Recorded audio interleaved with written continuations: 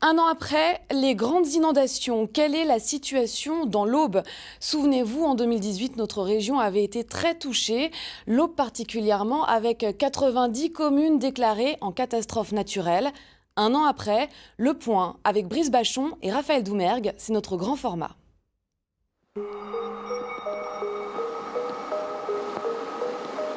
Des crues historiques, parfois très proches de celles de 1910.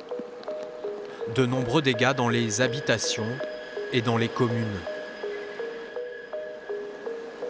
À Bar-sur-Aube, particulièrement touchés, les habitants ont assisté impuissants à la force dévastatrice de l'eau. Un an après, le traumatisme est encore bien présent. En 30 ans, on n'a jamais eu d'eau dans la maison, c'est la première année. Mais pendant 3 jours, on était sous le qui-vive, 2 jours sans électricité. Donc pas de chauffage, pas de lumière, on a la lampe torche le soir. Et puis se sent constamment en train de surveiller la montée de l'eau, quoi. Ça, c'était assez traumatisant. C'est pas facile. Je veux dire, même moralement, c'est quand même une épreuve. Face à l'ampleur de ces inondations, comment mieux anticiper pour préserver et prévenir les risques? Dans l'agglomération troyenne, on essaie de répondre depuis un an à ces questions, avec notamment la création d'un plan d'action et de prévention des inondations. Il vise dans un premier temps à protéger les populations. On va chercher la protection directe des habitants, c'est-à-dire est-ce qu'il faut les évacuer, est-ce qu'on peut les tenir chez eux, est-ce qu'on peut tenir d'avoir toujours les réseaux, c'est-à-dire les réseaux d'électricité, les réseaux d'assainissement, les réseaux de téléphone, pour que la vie puisse continuer malgré l'inondation. C'est l'objectif qui est atteint parce que malheureusement on n'a pas d'autre solution. Mais alors, est-il possible d'empêcher ces débordements lorsque les pics de crue sont atteints? Dans le quartier de Foissy, à Saint-Par-au-Tertre, la digue de protection entièrement réhabilitée a permis de protéger tout un quartier des inondations. Sur le même modèle, à la Chapelle Saint-Luc, des travaux vont débuter au mois d'avril. Objectif, recréer une digue 40 cm au-dessus du niveau de crue de 1910.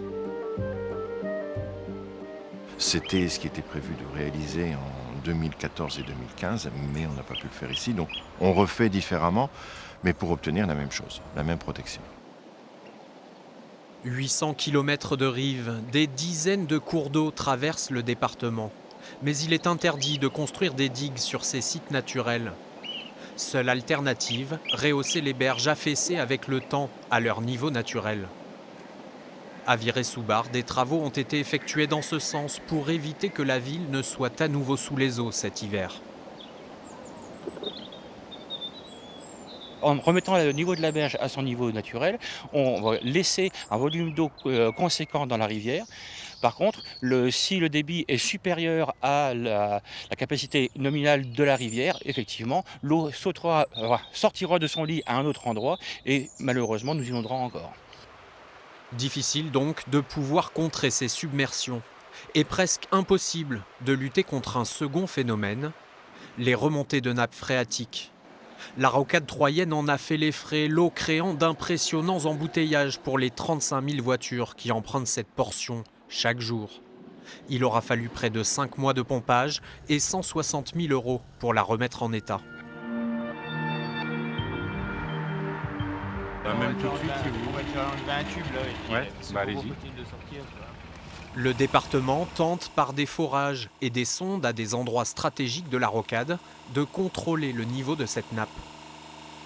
C'est des outils qu'on met en place pour un suivi, on va dire, mensuel, qui va nous permettre, d'anticiper pleinement, que ça soit, on va dire, en curatif pour procéder à un pompage ou alors en préventif pour drainer la nappe. Peut-être la solution de prévention pour ce quartier de Saint-Julien-les-Villas dont les maisons baignent irrémédiablement dans l'eau à chaque remontée de nappe. Christine, comme son voisinage, n'y a pas échappé, alors elle a pris des précautions. Voilà notre cave, voilà, sur pilotis, puisque tout est surélevé. On a monté tout ce qui était meubles électroménagers en hauteur, sur pilotis, pour, au cas où ça déborde dans le sous-sol. Vous avez peur que ça se reproduise cette année encore? Je pense que ça se reproduira, oui. C'est pas que j'ai peur, c'est que je pense que ça se reproduira. Le phénomène semble inarrêtable. Pourtant, les 4 lacs réservoirs ont joué pleinement leur rôle. Le lac réservoir Seine, par exemple, a stocké à lui seul 155 millions de mètres cubes d'eau, car il est tombé en quelques jours l'équivalent de 3 mois de pluie sur le département.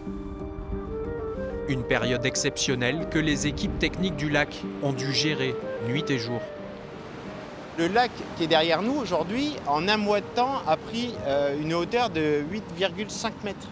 Et effectivement, on l'a rempli à pleine capacité. C'était d'ailleurs inédit depuis sa mise en service en 1966 de remplir complètement cet ouvrage au mois de janvier. Alors pour éviter de nouvelles inondations, un projet de réservoir pouvant contenir 9 millions de mètres cubes d'eau est à l'étude. Il devrait voir le jour en 2023. Mais situé à la frontière de l'Yonne et de la Seine, il n'aura pas d'influence sur notre département.